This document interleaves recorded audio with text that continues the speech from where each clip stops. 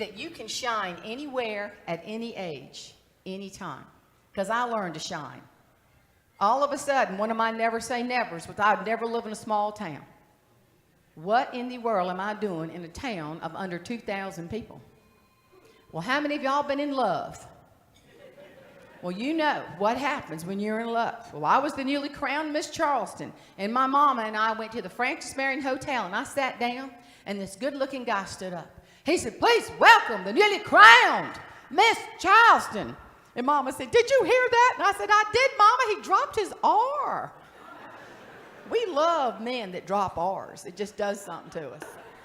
But as fate would have it, they asked me as Miss Charleston to get the judges for the next Miss Charleston pageant. Well, I knew this guy that introduced me farmed.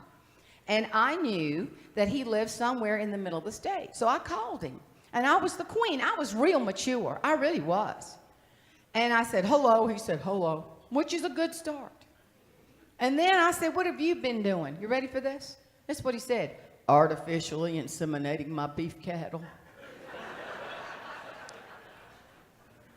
And all that maturity I mustered up just went out of the window. I said, "What do you do when you get through? Do you smoke a cigarette?" I know that was wrong. I know that was bad. But y'all, he started it. Why did he tell me that? I kept thinking about that poor cow. Well, God was so good to me because I went on to compete for the title of Miss South Carolina, and I won, which was a miracle, let me just tell you.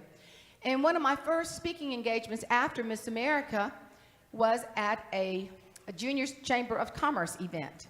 And my business manager called me. She said, "Jane, Thomas Herlong said you could sit by him." I said, "Oh, Mr. Artificially Inseminate gave me permission to sit. I'm the queen. I mean, who's got the crown here?"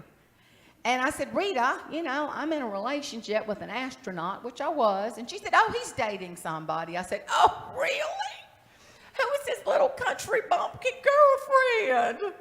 She said, "Miss America, the girl that beat you."